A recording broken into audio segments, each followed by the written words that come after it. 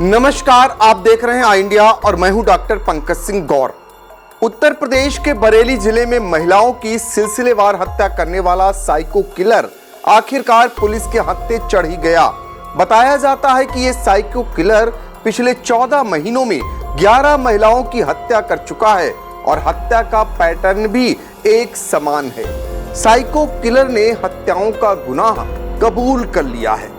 पिछले साल 2023 में शाही शीशगढ़ और फतेहगंज पश्चिमी थाना क्षेत्र में 9 हत्याएं हुई थीं। उस वक्त पुलिस को सीरियल किलर पर शक था। इसके बाद पुलिस ने गिरफ्तारी के लिए भारी भरकम फौज लगा दी, जिसके बाद हत्याएं रुक गई थीं। लेकिन 2 जुलाई को फिर एक महिला का शव खेत में पड़ा मिला और इस हत्या का पैटर्न भी वही था जो पिछली 9 हत्याओं का था। जिसके बाद पुलिस की जांच की सुई फिर से सीरियल किलर की तरफ घूम गई।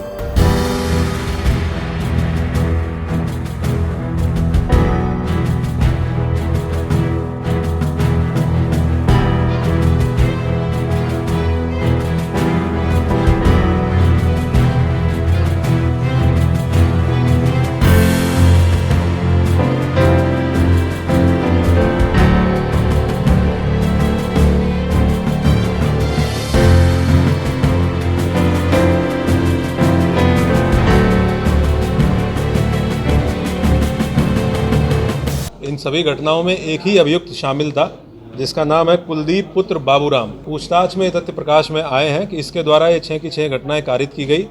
इन 6 घटना स्थलों पे ये पुलिस को लेके गया है। इसके द्वारा एग्जैक्ट घटना स्थल दिखाया गया है कि किस जगह पे इसने घटना कारित की।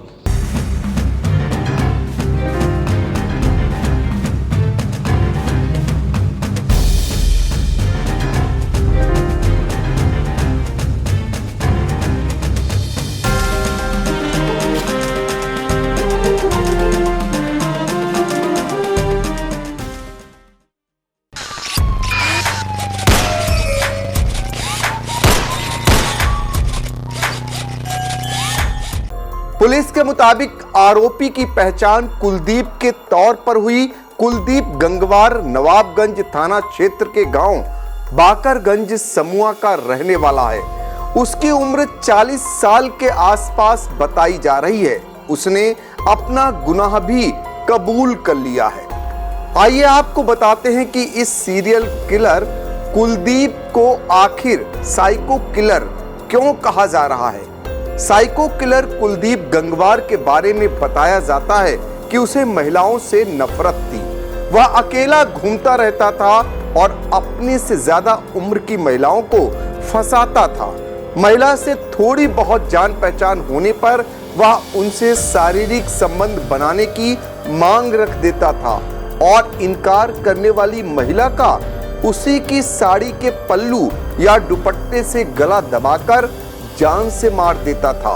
इसके बाद वह लाश को किसी सुनसान जगह झाड़ी या खेत में फेंककर दूसरे शिकार की तरफ निकल पड़ता था। बताते हैं कि पिछले 13 महीनों में इस साइको किलर ने 9 महिलाओं को टारगेट कर उनकी हत्याएं की है। इसका जो जुर्म उसने कबूल कर लिया, लेकिन यह संख्या 11 तक होनी बताई जाती है। शाही थाना क्षेत्र से गिरफ्तार हुए इस साइको किलर ने पुलिस की पूछताछ में अपना गुनाह कबूल कर लिया है। उसने बताया कि उसे औरतों से नफरत थी, उन्हें मारकर उसे मजा आता था। अब सवाल यह उठता है कि आखिर कुलदीप को महिलाओं से नफरत क्यों थी। तो आपको इसके पीछे की भी पूरी कहानी बताते हैं। पुलिस ने जांच के दौरान कुलदीप का बैकग्राउंड चेक किया। जांच में पता चला कि उसकी एक सौतेली मां थी, जो उसे बचपन में बहुत प्रताड़ित करती थी, बात बात पर डांट लगाती थी और गलती करने पर गला पकड़ लेती थी। इस वजह से बचपन से ही कुलदीप मानसिक तौर पर परेशान रहने लगा था। उसे गलत आदतें पड़ गई थीं। जब उसकी शादी हुई तो वो अपनी पत्नी के साथ भी हिंसक बर्ताव करता और अपनी सौतेली मां का गुस्सा पत्नी पर निकालता। उसकी गलत हरकतों की वजह से उसकी बीवी भी उसे छोड़कर चली गई। जिसके बाद उसे महिलाओं को लेकर एक कुंठा होने लगी। इसके बाद वह महिलाओं को टारगेट करने लगा और फिर महिलाओं को अपने झांसे में फंसाता, फिर उनसे जबरदस्ती करने की कोशिश करता। नाकाम होने पर गला घोटकर महिलाओं को मौत के घाट उतार देता था। चलिए अब आपको बताते हैं कि आखिर पुलिस ने इस खूंखार किलर को कैसे पकड़ा। पुलिस के मुताबिक आरोपी कुलदीप कुमार के पास ना तो साइकिल है और ना ही बाइक, उसके पास फोन भी नहीं है। वो पैदल ही अपना शिकार करता था। मोबाइल इस्तेमाल न करने की वजह से पुलिस को उसे ट्रेस करने में समय लगा। यहाँ तक कि बरेली पुलिस को इस सीरियल किलर केस को सुलझाने के लिए मुंबई में एक तरह की वारदातों को सॉल्व करने वाले स्पेशलिस्ट की मदद लेनी पड़ी। साथ ही केस को सॉल्व करने के लिए एक क्लिनिकल साइकोलॉजी के एक्सपर्ट की भी मदद ली गई। इन सब के बीच जांच टीम को यह पता चला कि बरेली का शाही पुलिस स्टेशन एरिया इस साइको किलर का सेंटर पॉइंट है। फिर पुलिस ने अपनी जांच शाही पुलिस स्टेशन पर फोकस कर दिया।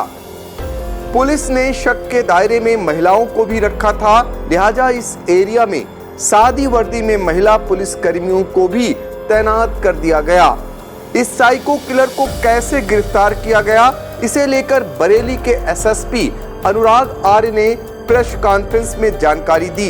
एसएसपी अनुराग आर्य के मुताबिक साइको किलर को पकड़ने के लिए एक वार रूम बनाने का निर्देश दिया गया था। साथ ही ऑपरेशन तलाश की शुरुआत हुई।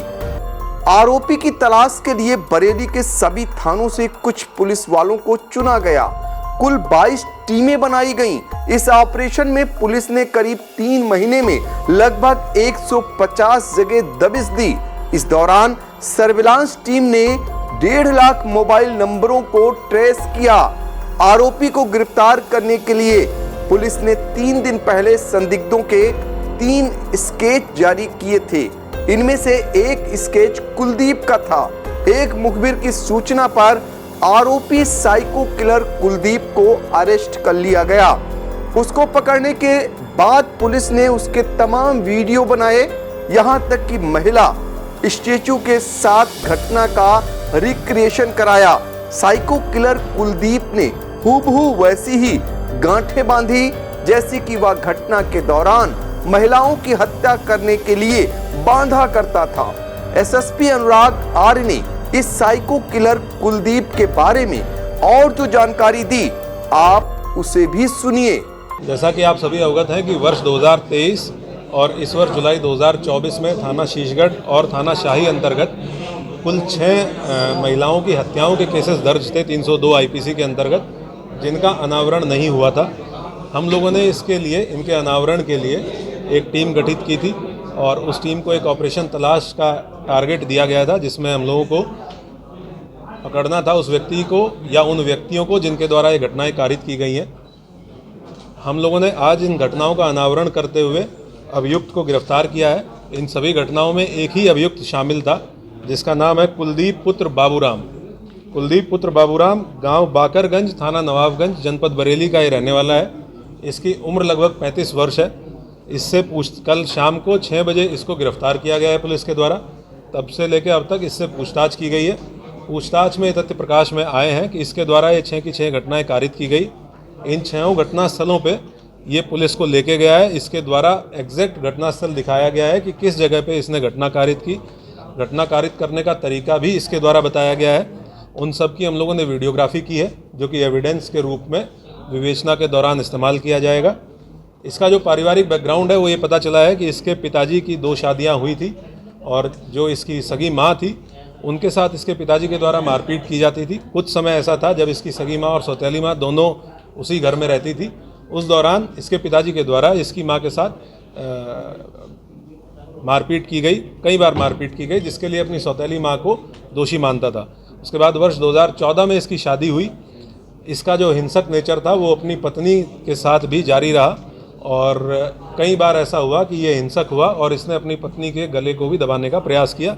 ये उनसे बातचीत में ये बात तस्दीक हुई है, जिसके फलस्वरूप इसकी पत्नी इसको कुछ साल बाद छोड़ के चली गई। और उसके बाद महिलाओं के प्रति इसके दिमाग में द्वेष और कुंठा और अधिक बढ़ गई। जो पिछले 1-1.25 साल में इसके द्वारा घटनाएं की गई हैं उसके बारे में इसके ये लगभग एक ही एरिया है जिसमें घटनाएं कारित हुई, 6 की 6 घटनाएं। वहीं पे 3 गांव हैं, उन 3 गांव में इसकी 2 गांव में इसकी बहनें हैं और एक गांव में इसके एक रिश्तेदार हैं। ये उन 3 में से किसी एक गांव में अपना ठिकाना ढूंढता था और उसके बाद क्योंकि ये वहाँ लोकल रहने वाला है, वहाँ का एरिया बहुत अच्छे से जानता है, तो दिन में ये पगडंडियों के रास्ते, चक्रोड़ के रास्ते खेत घूमता था और ऐसा स्थान चिन्हित करके ये देखता बेसिकली ये था कि किस खेत में अकेली महिला है जो काम कर रही हैं, क्योंकि दिन में महिलाएं अक्सर जाती हैं चारा काटने के लिए या खेत में काम करने के लिए, और ऐसी महिलाओं को टारगेट करके ये उनके पास पहुंचता था। या अगर इसको कहीं पगडंडी पे रास्ते पे महिला मिली तो ये महिलाओं से बातचीत करने में बहुत सहज तरीके से बातचीत करता है। इसकी कुछ वीडियोस भी हमारे पास हैं जिसमें अनजान महिलाओं से पुलिया पे बैठ के बातचीत कर रहा है, तो ये बहुत सहज तरीके से बातचीत करता था और उनको सुनसान जगह पे ले जाके, जो थोड़ा 10-20 मीटर दूर खेत में ले जाके उनसे सेक्सुअल फेवर्स के लिए अप्रोच करता था। जैसे ही महिला ने विरोध किया या महिला ने मना किया तो ये तत्काल बहुत एग्रेसिव हो जाता है, हाइपर एग्रेसिव हो जाता है और इसके द्वारा उनका गला दबाते हुए और उनकी साड़ी के पल्लू से, और एक केस में जिसमें महिला ने सूट सलवार पहन रखा था उसमें उनकी चुनरी को इस्तेमाल करते हुए उनका गला दबाते हुए बाईं तरफ गांठ इसके द्वारा मारी गई। इस तरीके से इसके द्वारा ये घटनाएं कारित की गई। कुल 6 घटनाएं अभी हैं जिन घटनास्थलों पे, क्योंकि हमारे पास हमें इसको मजिस्ट्रेट के सामने भी पेश करना था।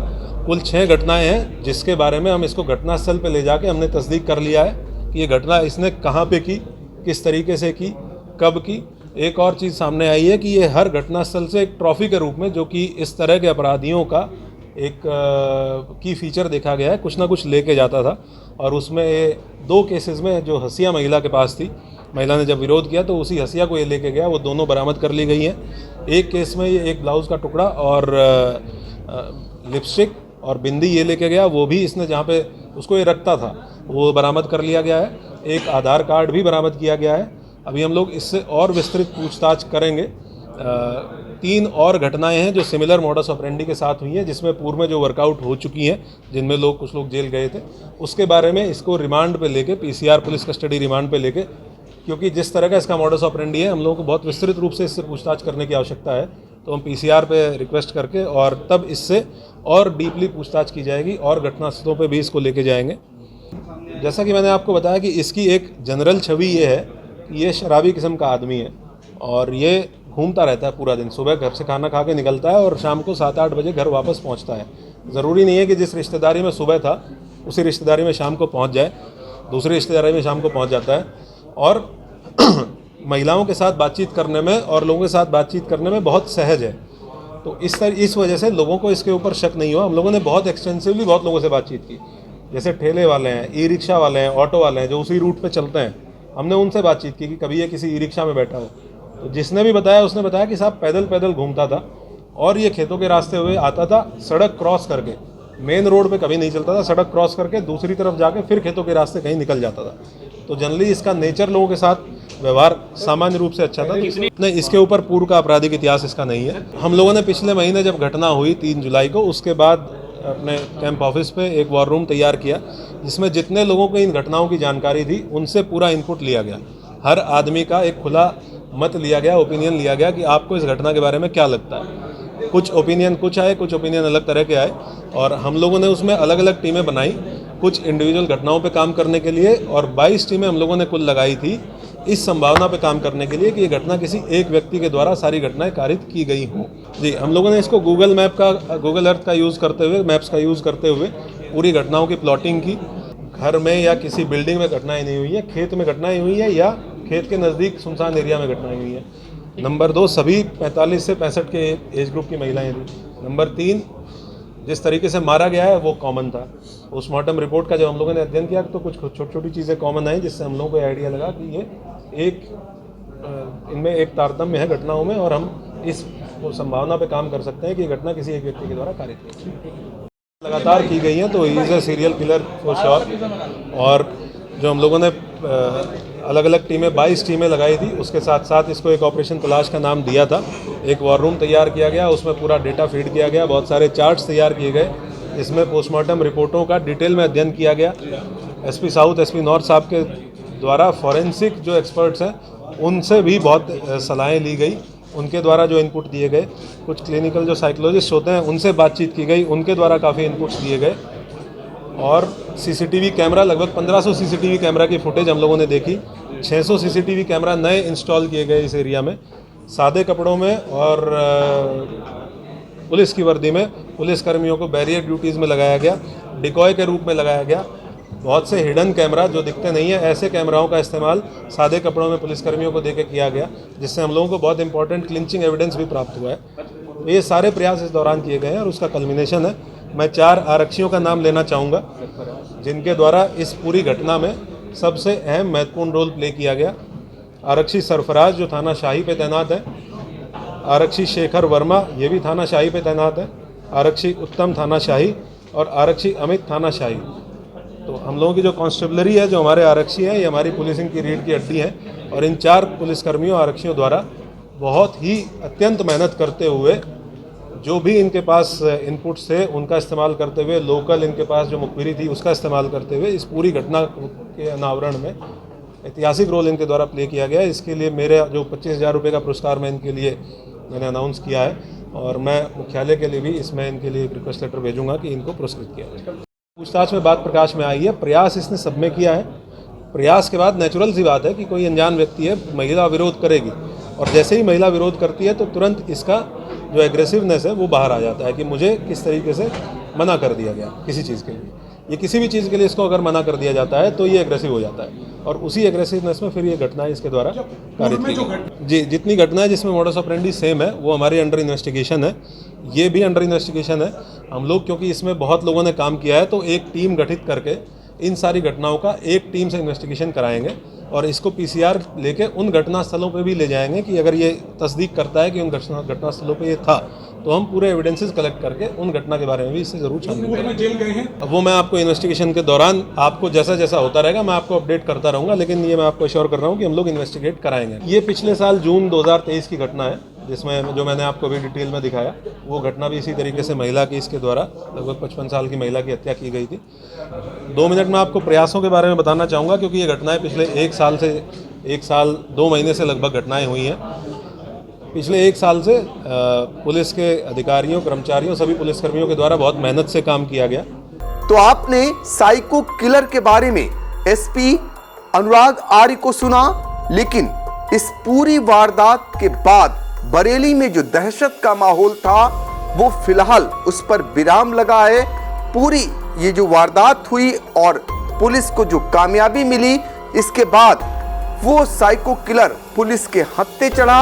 इस पूरे मामले में आपकी अपनी राय क्या है, ये जरूर कमेंट बॉक्स में जाकर हमें बताएं।